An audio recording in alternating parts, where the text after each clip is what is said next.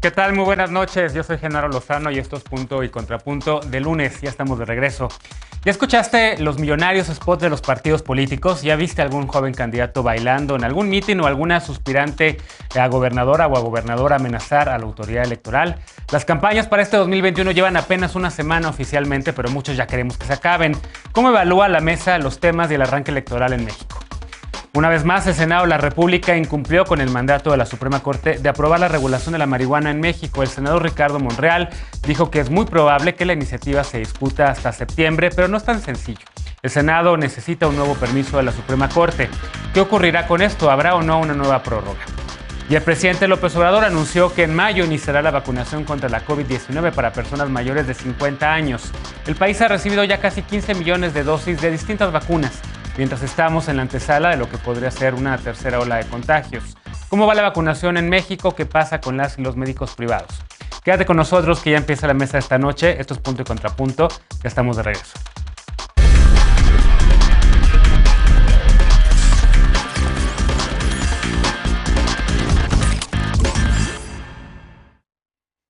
Hace una semana iniciaron oficialmente las campañas electorales en México. Faltan todavía más de 50 días para elegir a quienes integrarán la nueva legislatura en la Cámara de Diputados: 15 gubernaturas, 30 congresos estatales, ayuntamientos y otros cargos locales. Por primera vez, los titulares de alcaldías, así como diputadas y diputados locales y federales, pueden buscar la reelección, eso si sus partidos se los permiten. Otra novedad es la instrumentación de acciones afirmativas. La mitad de las personas candidatas a gobiernos locales y a diputaciones federales será mujer en esta ocasión.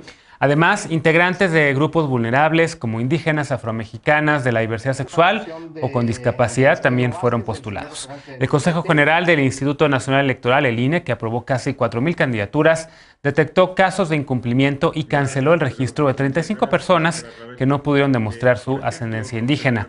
El INE también canceló 21 candidaturas por no presentar informes de ingresos y de gastos de precampaña, entre ellas la de Félix Salgado Macedonio y la de Raúl Morón, candidatos de Morena a los gobiernos de Guerrero y de Michoacán. Morena impugnó la medida ante el Tribunal Electoral del Poder Judicial de la Federación, que ordenó al INE presentar un nuevo proyecto de resolución que privilegia el derecho humano a ser votado. Mientras esto se resuelve, ambos candidatos se instalaron a las afueras de la sede del INE y Salgado Macedonio dijo que sin él no habrá elecciones en Guerrero y todavía más, amenazó con buscar la casa del presidente consejero del INE, de Lorenzo Córdoba. Veamos qué opina la mesa esta noche, noche de lunes, y como cada lunes y miércoles, con mucho gusto saludo a Lisa Sánchez, directora general de México Unido contra la Delincuencia. ¿Cómo estás, Lisa? Feliz, querido Genaro, feliz lunes, gracias que ya estamos de regreso. Feliz lunes también a ti, mucho gusto verte de nueva cuenta. Alfredo Lecona, también activista y analista, como cada lunes y miércoles. ¿Cómo estás, querido Alfredo? Muy bien, querido Genaro. Buenas noches a todas y todos y bienvenidos. ¿Qué tal el descanso? Bastante necesario. Eder Guevara, fundador de Morena y antropólogo. ¿Cómo estás, Eder? Buenas noches a todos y todos. Contento de estar de vuelta y consternado por el resultado electoral de Ecuador. Ahorita, bueno, Ecuador lo podemos platicar en la semana también, y el tema de Perú, que también está interesante, pero hoy vamos a hablar del tema mexicano y las elecciones también acá.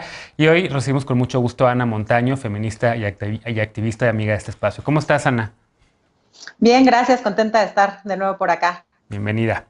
A ver, empiezo contigo, Eder. ¿Qué destacas de todo lo que hemos visto a lo largo de este mes, de esta semana apenas oficial del arranque de las campañas electorales en México? Me imagino que para Morena ha sido prioritario el tema, por supuesto, de las candidaturas de los aspirantes a las gubernaturas de Michoacán y de Guerrero. Todas las candidaturas que el INE de forma desproporcionada intenta dar de baja, me parece que tienen que ser una prioridad. También ha habido casos de compañeras, compañeros, lo mencionaban ahorita en la nota inicial, que han padecido mucho con la integración de las planillas, sobre todo la representación indígena, o hay otros casos que el INE no está atendiendo, en donde hay gente que no quiere inscribirse a las planillas porque están amenazados.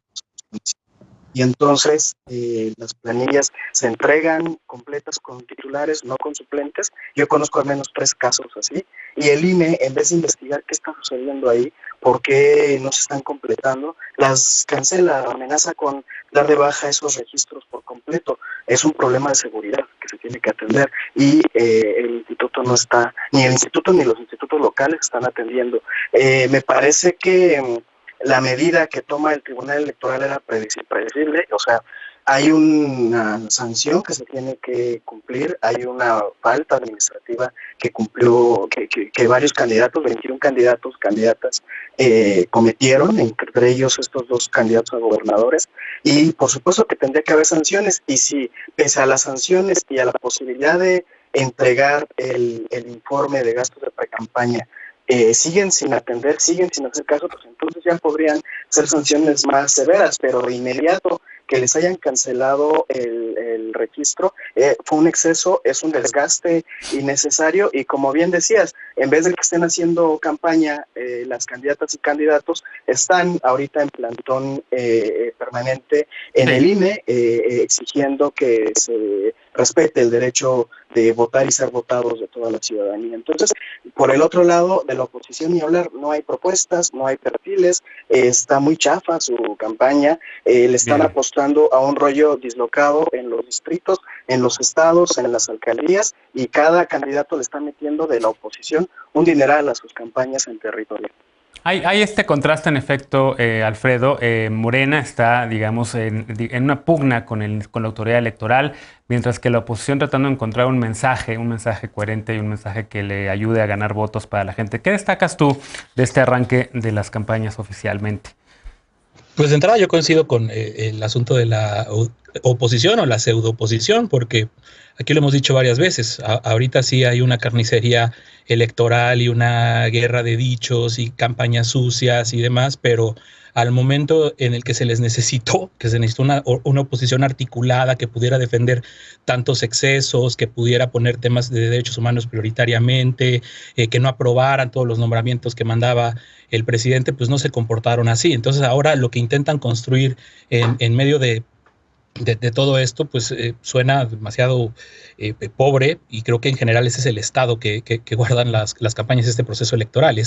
Para mí, yo lo encuentro desolador. Yo realmente no sé qué voy a hacer el día de la jornada electoral con mi voto, porque de verdad yo personalmente no veo ni para dónde hay una opción decente o alguien que se salve de esta inmundicia política que lamentablemente hemos visto en los últimos meses. Se repite nuevamente esta tragedia que vivimos, ya nos estamos acostumbrando a vivir en cada elección, con tantos políticos y funcionarios asesinados, ya van más de 140, me parece. Entonces no hay una normalidad, ni se puede hablar de ninguna forma que lo que va a pasar en junio es una fiesta por la democracia. Creo que al contrario, es un bacanal de lo mismo, de los mismos intereses, partidos que no cumplen, ya que hablaban de acciones afirmativas, que no cumplen las reglas, por ejemplo, de paridad, y entonces tienen que estar ahí las mujeres impugnándolas en el tribunal, mientras no se hacen cargo de las propias violencias que están viviendo las propias militantes de algunos de estos partidos. Dígase en el caso de Félix Salgado Macedonio, o dígase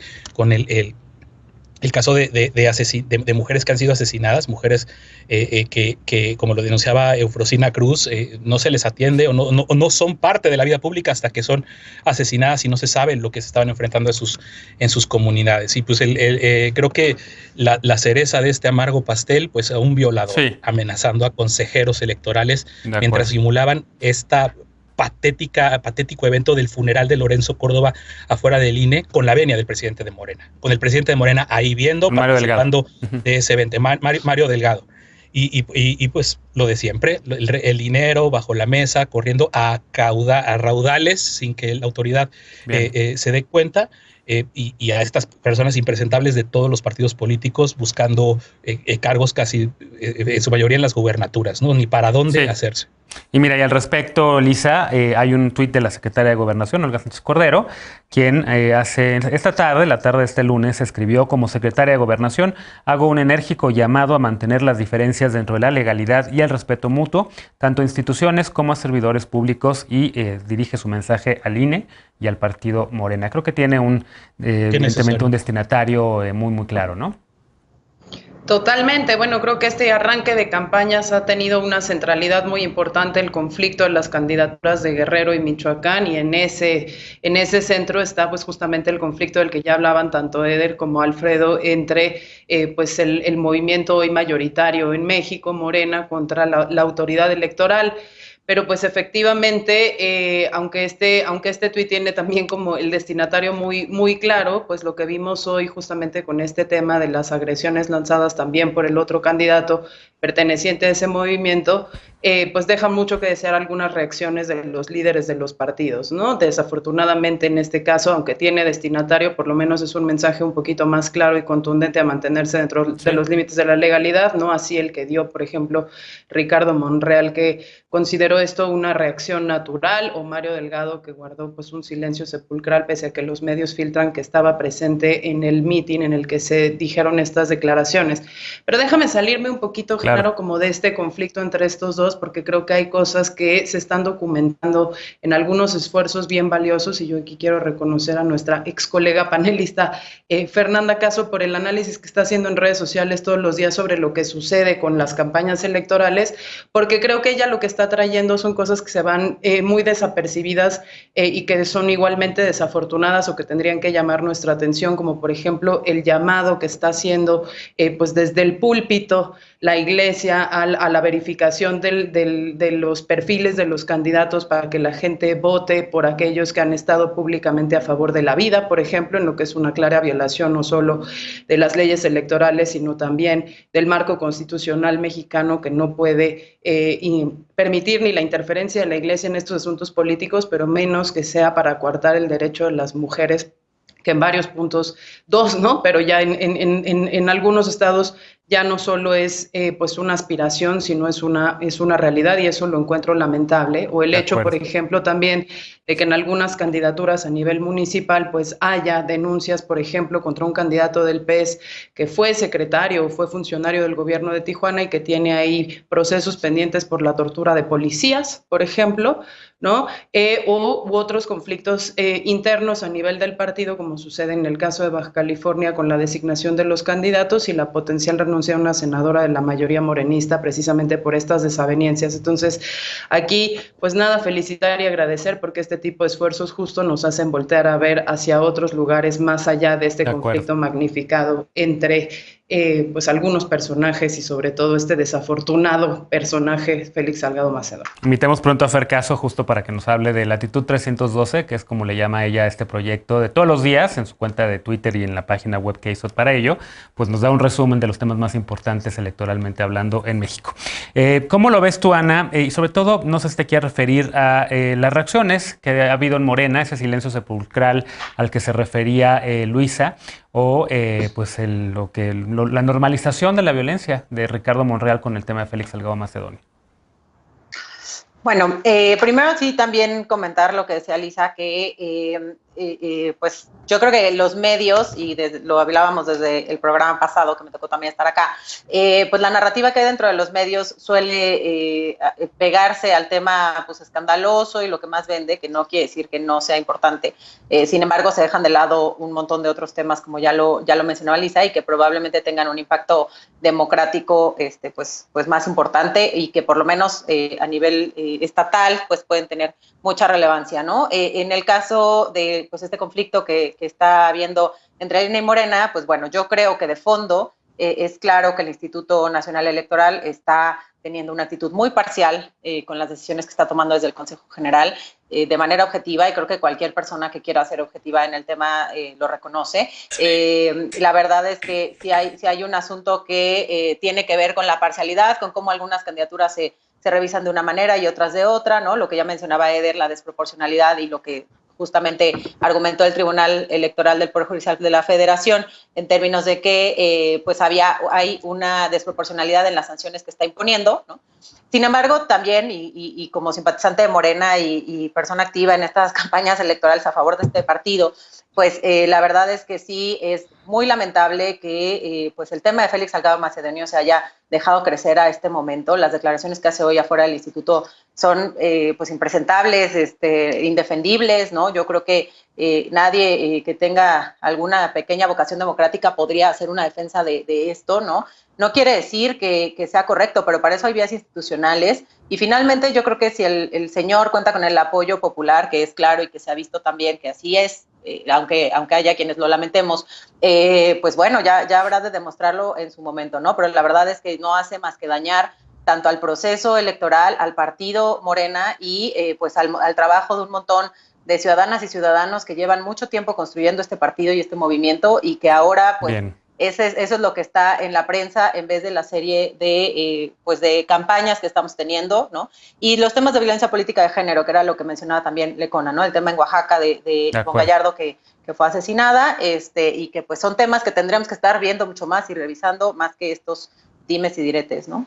Pues son los temas que estaremos analizando a lo largo de este proceso electoral. Esto es solo una probadita, un pequeño repaso después de las vacaciones de dónde están hoy las candidaturas y las campañas a una semana del inicio de esta elección. En efecto, hay creo que también varias luces, no solamente sombras, entre ellas el hecho de que habrá más mujeres compitiendo por gubernaturas como nunca antes en la historia de México, el hecho también de que en la Ciudad de México se estarán probando nuevas modalidades con requisitos nuevos para ser diputado o diputado, quitaban el requisito mexicano por nacimiento y ahora también podrá ser por naturalización, entre otros temas que creo que son buenos para la democracia mexicana. Lo haremos a lo largo de las próximas semanas, pero mientras hacemos una pausa y al regresar el Senado analiza pedir una nueva prórroga, una más, para regular el consumo de cannabis en nuestro país. Organizaciones ciudadanas no quieren más prórrogas, ya le dicen en la Corte no más prórrogas, sino quieren leyes claras que no criminalicen el consumo. ¿Hay o no posibilidades para ello? ¿Es mejor una regulación deficiente que ninguna regulación? Regresamos con este tema punto y contrapunto, no te vayas.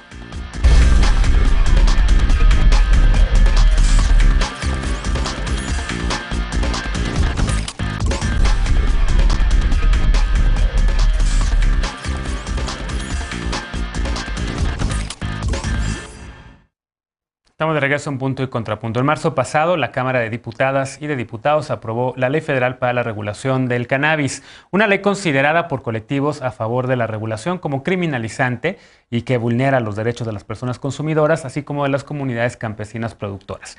La iniciativa regresó al Senado, que ahora busca tener más tiempo para evaluar los cambios hechos en la Cámara Baja y solicitar una nueva prórroga. Veamos el contexto.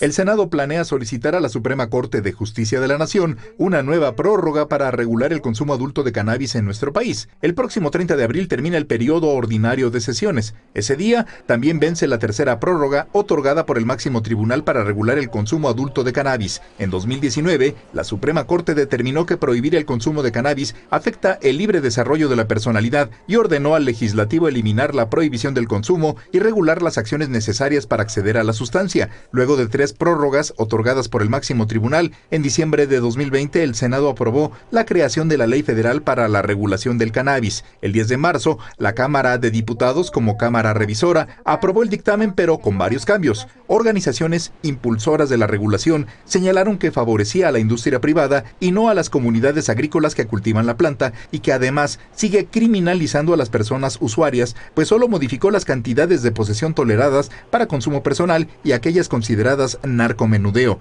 El senador morenista Ricardo Monreal, presidente de la Junta de Coordinación Política del Senado, apuntó que las modificaciones al dictamen aprobadas por los diputados tienen inconsistencias y que deben ser revisadas con cautela. Monreal dijo que a la fecha no se ha solicitado ante la Suprema Corte ampliar el plazo nuevamente, pero que ha hablado con senadoras y senadores de distintos partidos y que existe la posibilidad de pedir más tiempo para deliberar y generar una buena ley que no cause dificultades en su aplicación o interpretación. Punto y contrapunto. Bueno, siguiente tema. Cuando ya pensábamos que estaba a punto de ser una realidad la regulación, una mala regulación lisa, pero pues una regulación al final de cuentas, parece que esta historia no se termina. Y ahora parece que, en efecto, el Senado buscará pues mejorar, a lo mejor, tocar o no, esta regulación que tienen que sacar por mandato de la Suprema Corte. Una nueva prórroga o no, ¿qué va a ocurrir con este tema?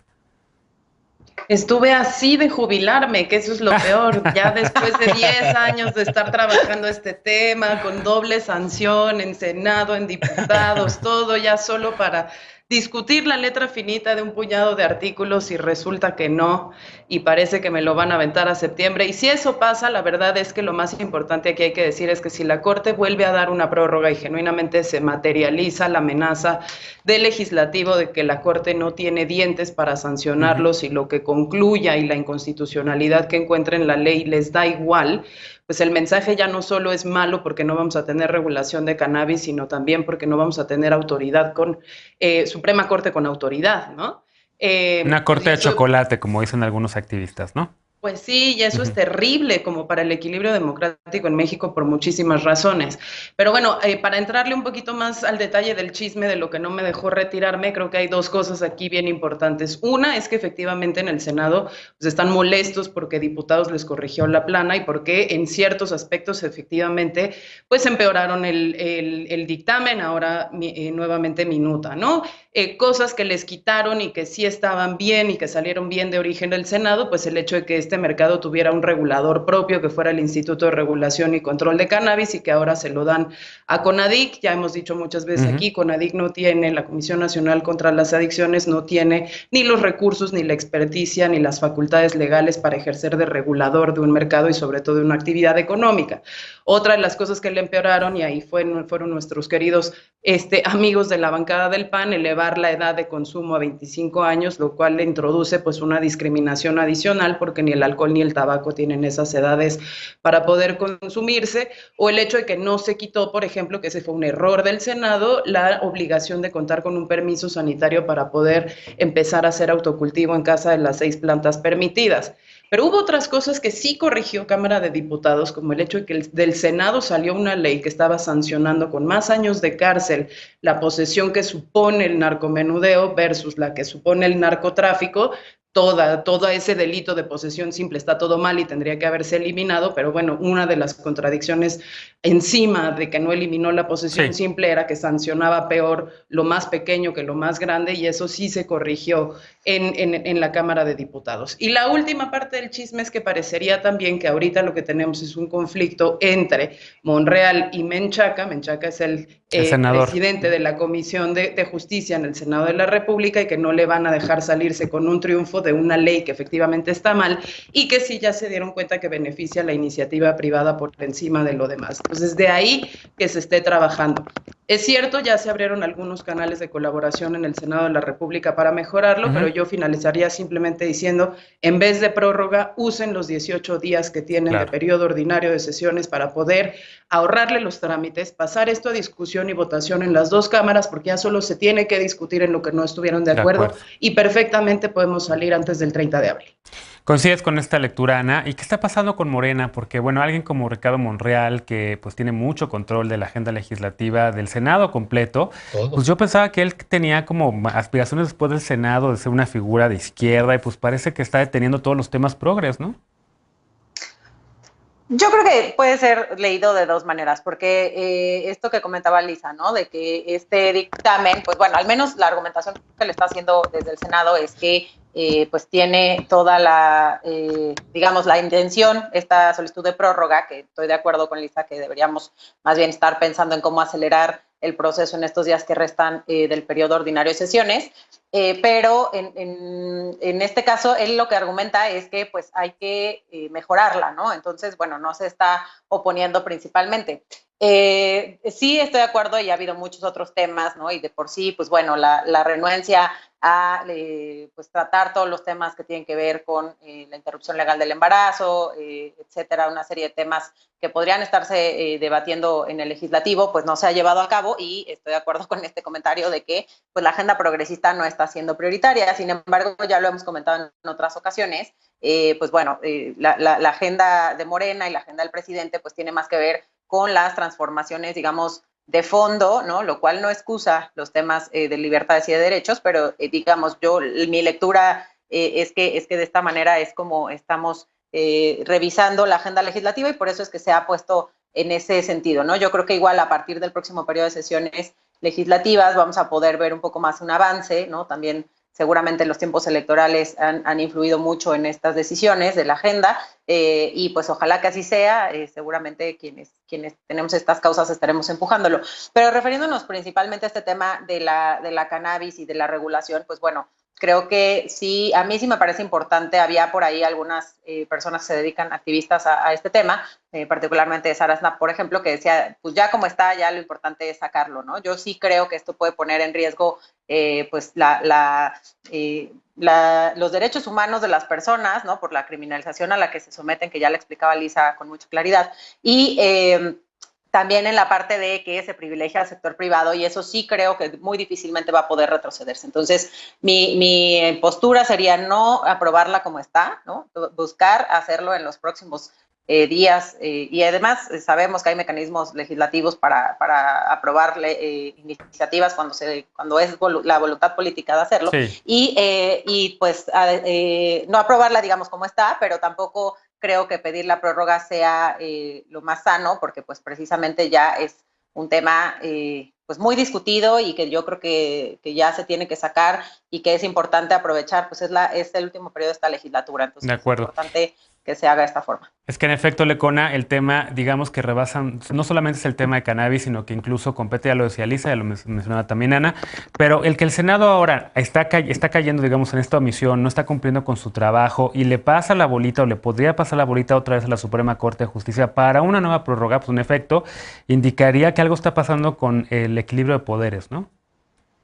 Sí, y yo sé que no me lo preguntaste a mí, se lo preguntaste a Ana, pero el tema del senador Monreal, por supuesto que tiene que ponerse en el centro de todos los incentivos y de todas las cosas que han estado pasando últimamente en el Senado, porque Ricardo Monreal se ha convertido y busca en todo momento convertirse en la bisagra, yo digo que hasta del propio 2024, está acumulando una cantidad de temas, y hasta que no él logra resolverlos a su forma o atendiendo lo que él quiere, quién sabe qué intereses hayan más allá de los evidentes en el tema de cannabis detrás, pues vamos a estar especulando y vamos a estar pateando esto. A ver, aquí lo advertimos, aquí lo dijimos y coincidimos todos a finales del año pasado, cuando la otra prórroga, la prórroga anterior, la que se dio justo para el 30 de abril, que era un peligro tremendo meter el tema en medio de un proceso electoral como el que ya estamos viviendo. Entonces, pues por supuesto que la elección y el proceso electoral está jugando un papel fundamental para lo que se mueve y no se mueve en el Senado de la República. Coincido completamente en el llamado que hacen Lisa y todas las personas que piden ya que se haga la declaratoria general de inconstitucionalidad, porque es lo que le toca a la Corte. No hay ninguna razón, o sea, no hay ninguna razón lógica para que el Senado siga haciendo esto, para que siga el Congreso pidiendo más prórrogas y pateando el bote para que encuentren la configuración política que les acomode, porque yo no me creo para nada que hay una intención de mejorar algunos aspectos cuando de origen se han mostrado renuentes a hacerlo. Me da mucho gusto que Elisa diga que hay un canal abierto ahora del Senado de la República. Ojalá eso sirva para ejercer presión, porque ya lo hemos dicho aquí varias veces. Este tema carece del apoyo de donde se toman las decisiones del legislativo, que no es en la Cámara de Diputados y en la de Senadores, sino en Palacio Nacional, donde en Palacio Nacional lo que fabrican son campañitas de estigmatización como la de la CONADIC, y el mundo de las drogas no te lleva a ningún final feliz. Hace un año, está a punto de cumplirse un año, el 15 de abril, que el presidente López Obrador, cuando le preguntaron por la población reclusa frente a la pandemia de COVID, dijo que ordenó en ese momento prácticamente que se legislara ley de amnistía. El 20 de abril teníamos ley de amnistía. Que no nos digan que, como aquí se ha advertido, que 18 días no alcanzan para poder evitar la declaratoria de inconstitucionalidad, evitar ese terrible oso que podría ser la Corte si la concede, y mejor sentar a todas las partes que llevan años señalando dónde están las deficiencias y lo que se tiene que hacer con la minuta que hoy está en el Senado. De acuerdo. A ver, Eder, ¿qué está pasando con este tema? ¿Por qué Morena le está dando tantas vueltas? ¿Por qué sí, en teoría? Hoy además hay mayorías de partidos de izquierda, digo, con el voto solo de Morena, pero con el del PRD, pero con el del PT, con los aliados del PRI y con los de los aliados del Movimiento Ciudadano, pues esa iniciativa tendría que haber pasado sin mayor problema, y estamos viendo al contrario, pues ya más de 2 años, por lo menos desde que arrancó este gobierno y estas legislaturas, que están esos temas parados, ¿no? Y vemos puros temas que parecerían de derecha siendo aprobados. Sí, yo creo que están las condiciones de esta correlación, no solamente por cómo está configurado las fuerzas políticas que en su mayoría votarían a favor de esta iniciativa, sino también porque en la población tiene un nivel de aceptación muy grande la descriminalización. Por eso no creo que sea una motivación electoral la que los mueva a frenar otra vez la iniciativa. Coincido plenamente con lo que aquí han dicho Ana, Lisa y Alfredo, no es un asunto de falta de tiempo, sino falta de voluntad política. No sé cuál es el debate interno que se está dando. Hay un debate que tiene que ver con una posición conservadora que en el caso de la despenalización de la marihuana cada vez tiene menos fuerza. Y por lo tanto no comprendo por qué seguir alargando esto cuando además ya están tan focalizados los vacíos de las iniciativas aprobadas en el Senado y en la Cámara de Diputados, que no son la misma, que sería muy sencillo. Ahorita Lisa en sus 2 minutos nos hizo un resumen muy concreto de cuáles son las cosas que hay que corregir de esta iniciativa. No es falta de tiempo, me parece que es innecesario seguir alargando esta discusión, pero además tal vez sea por el entorno en el que nosotros, quienes aquí estamos en la mesa, nos movemos, pero yo vi mucho júbilo cuando se aprobó tanto en el Senado como cuando se aprobó en la Cámara de Diputados. Yo vi mucho júbilo de parte en redes sociales y en un amplio sector de la población. De verdad creo que no es necesario postergarlo. Ya lo he dicho antes, con el tema de la pandemia se está desperdiciando un tiempo muy valioso para romper con el estigma y ahora lo quieren alargar. Es absolutamente innecesario. Pues bueno, lamentablemente se acabó el tiempo de este bloque, pero en efecto ya se tardó el Senado en darle el golpe a la regulación. Ha sido un mal viaje tremendo y el buen camino para la pacificación del país pasa justamente por regular no solamente la marihuana, sino todas las drogas, como han defendido muchos colectivos a lo largo del tiempo.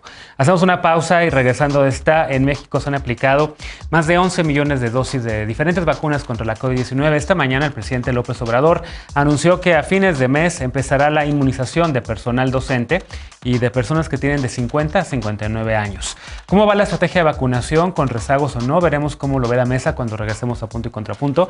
Y también, por supuesto, el tema de la vacunación para el personal de salud de hospitales privados. No te vayas.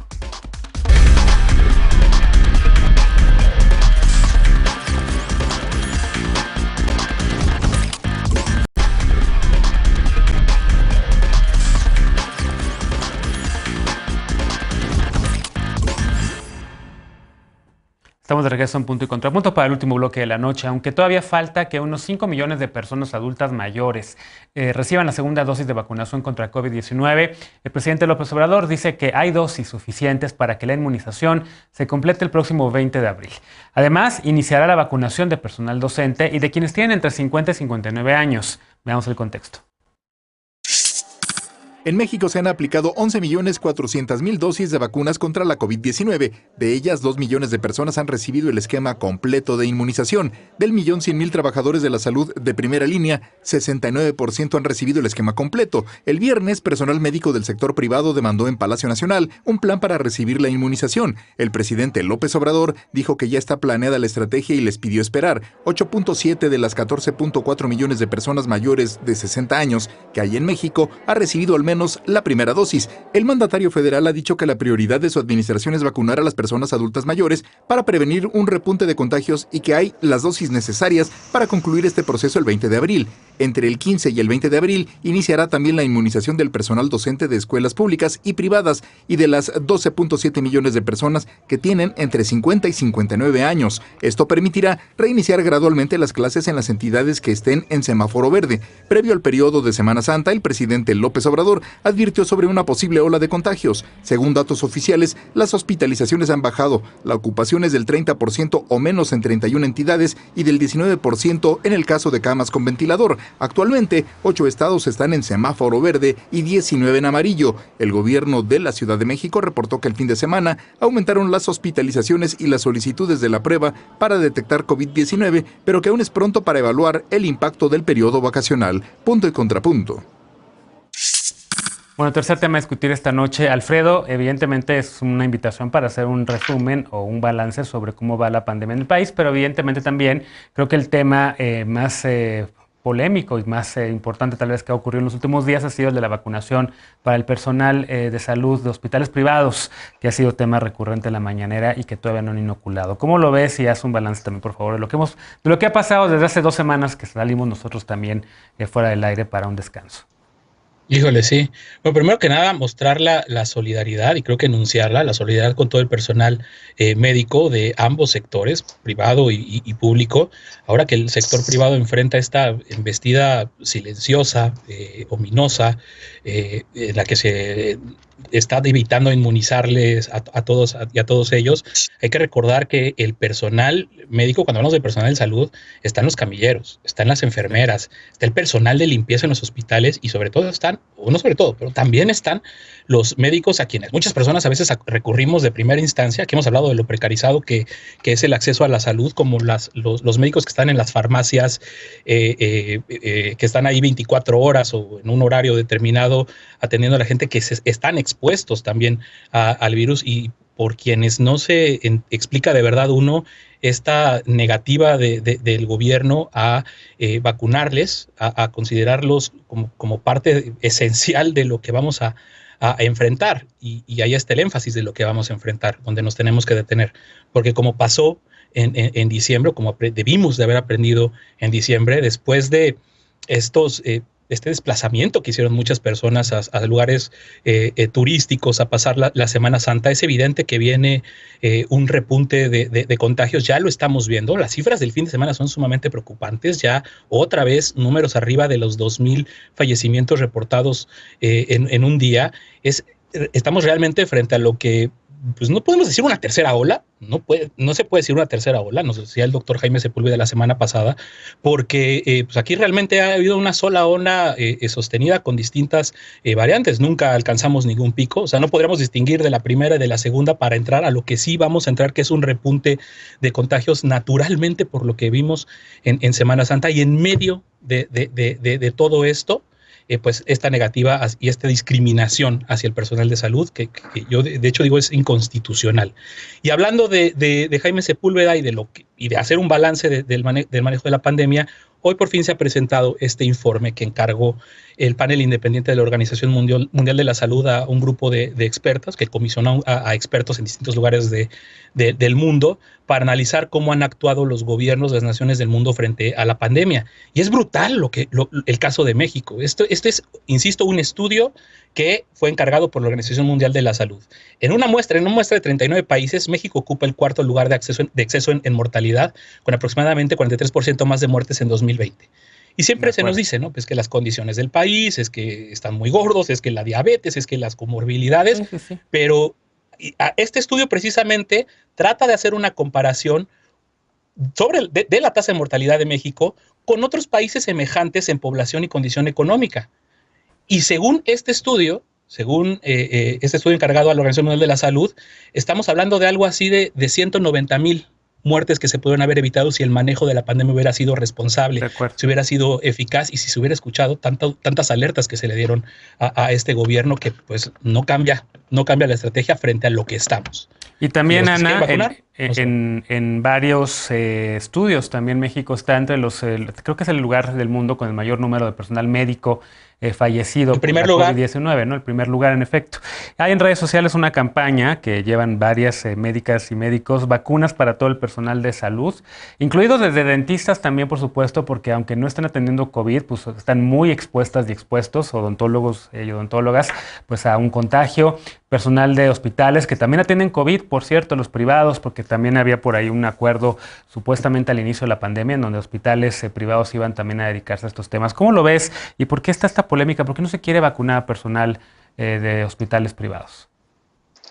Yo creo que no es un tema de falta de voluntad ni de que no se quiera. Ya el presidente pues, lo aclaró también, pero bueno, además no solo el presidente de la mañanera, sino de manera reiterada. Yo creo que es un tema también y que es de repente, bueno, creo que falta de información, opinar cuando pues como que no hay esta lógica de la implementación de las políticas públicas que tiene una lógica muy distinta que la de diseñar un programa en el escritorio, porque pues bueno, hay un montón de factores. En el caso específico de la vacunación a personal médico, pues tenemos unas fallas estructurales que yo creo que para hacer también un análisis serio no podemos dejar de lado, y que estas fallas no son nada más en términos de la atención del sistema de salud, etcétera, sino, por ejemplo, no se tiene en el país un registro, un censo, digamos, confiable, ¿no? del personal médico que trabaja en en instituciones privadas, hay muchos que están ejerciendo sin incluso tener completa su cédula profesional, etcétera. Es difícil tener este conteo y este censo.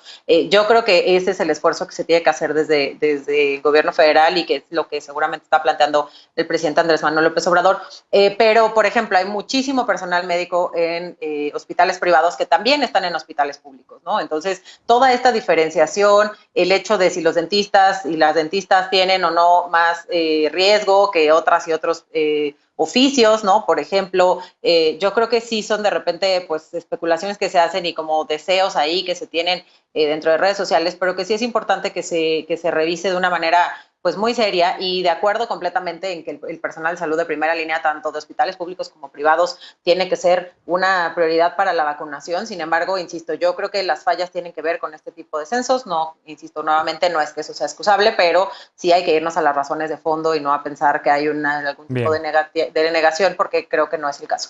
Y pues bueno, yo creo que también pues estaremos en estos próximos días, en esta semana, viendo si hay una tercera ola, ojalá que haya podido también, ya hay muchos factores que disminuyen el riesgo, pero ojalá que pues bueno, que no pasemos nuevamente y que sigamos en esta salida un poquito de la pandemia. Sí, a ver, Lecona levantó la mano, me imagino que por algo que de lo que mencionaste, me imagino que es una reacción. Si es así, por favor, adelante, Lecona, si no, para la palabra a alguien más.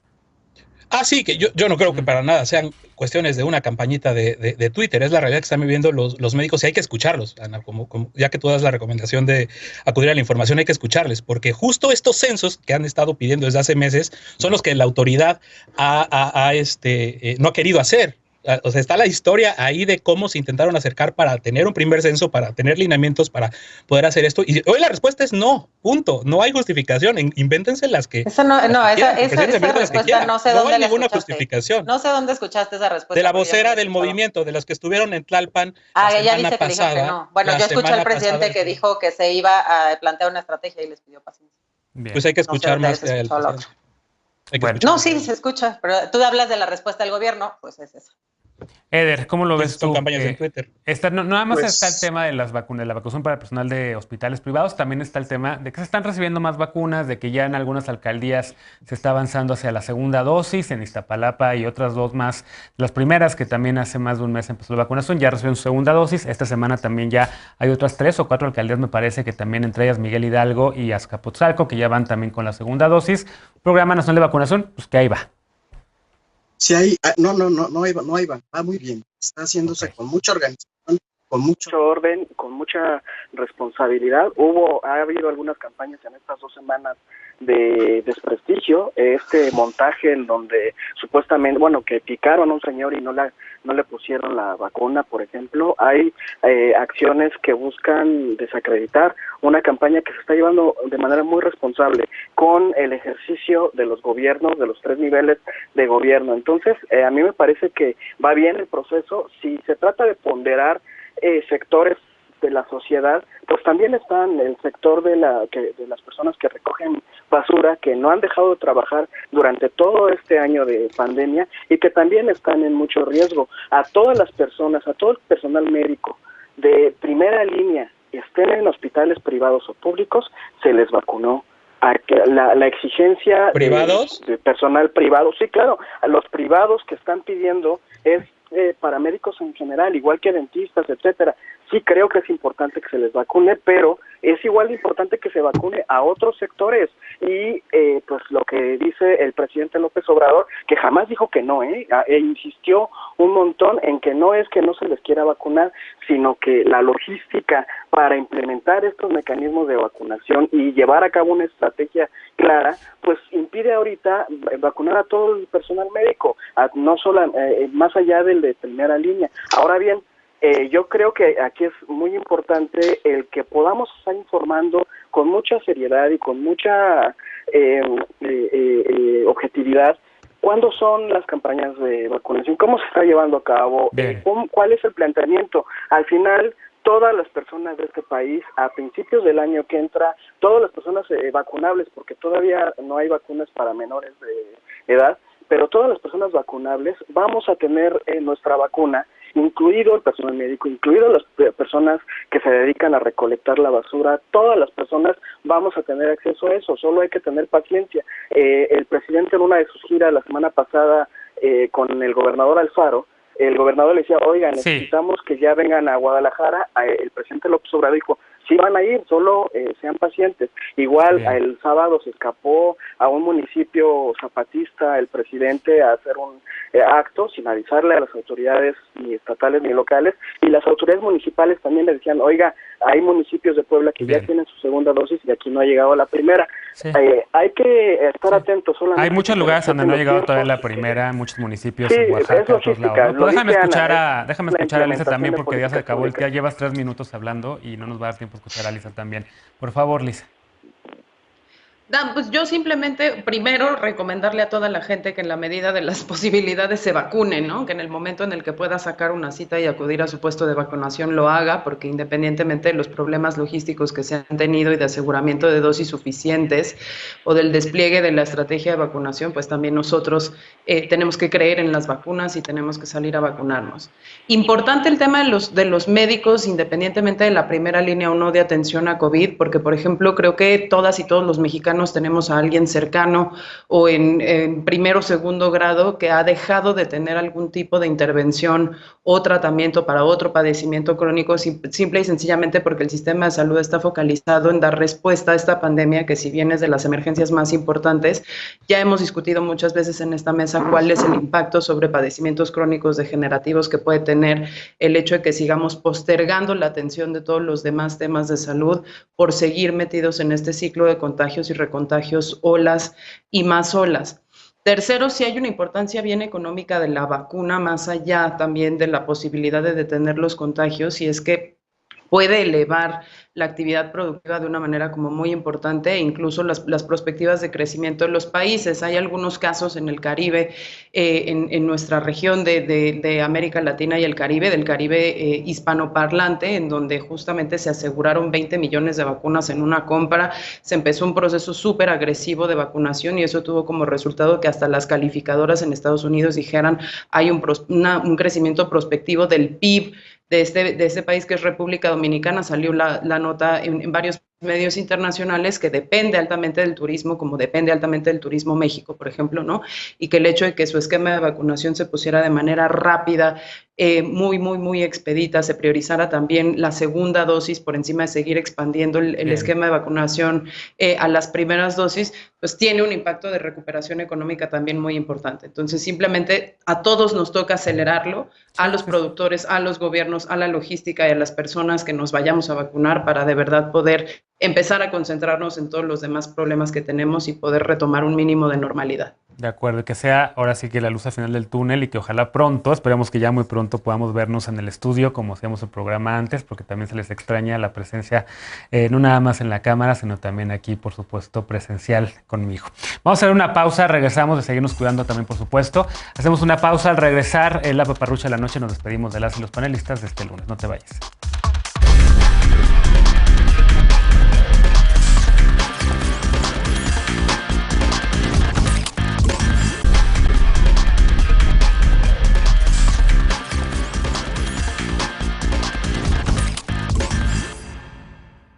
Estamos de regreso para despedirnos con la paparrucha de esta noche. Hoy inició la aplicación de la segunda dosis para la población adulta mayor en la Ciudad de México. Las personas de 60 años y más que residan en Coajimalpa, Magdalena Contreras, Milpalta, Miguel Hidalgo y Azcapotzalco.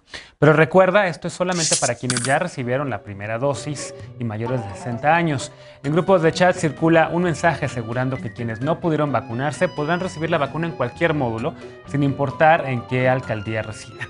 Pero esto es falso. Si tienes 60 años o más y no pudiste recibir la primera dosis, debes llamar a Locatel para registrarte y obtener una nueva cita para recibir la vacuna. No olvides tener a la mano tu clave única de registro de población, tu CURP, y un número de teléfono celular para recibir la fecha de la nueva cita mediante un mensaje de texto. Ojo, otra paparrucha, otra noticia falsa, otra fake news que anda circulando por ahí, es que es la que afirma que las personas que tienen entre 50 y 59 ya pueden registrarse para recibir la vacuna. Pero esto también es falso, no se han abierto todavía los nuevos registros. Así que mientras nos llega el turno para que recibamos todos la inmunización, no hay que dejar de cuidarnos con las medidas básicas que aquí te decimos cada noche. Lávate las manos bien y con frecuencia, mantén siempre la sana distancia. Si vas a salir o a estar en un espacio cerrado y no ventilado, por favor, utiliza un cubrebocas o por favor, abre una ventana. Gracias por habernos acompañado esta noche, estamos muy contentos de estar de regreso. Gracias, Lisa. Gracias, Lecona. Gracias, Ana, bienvenida. Y gracias, Eder. Nos vemos por acá el miércoles y mañana nos vemos con los panelistas de martes y jueves. Este es Punto y Contrapunto. Ya regresamos.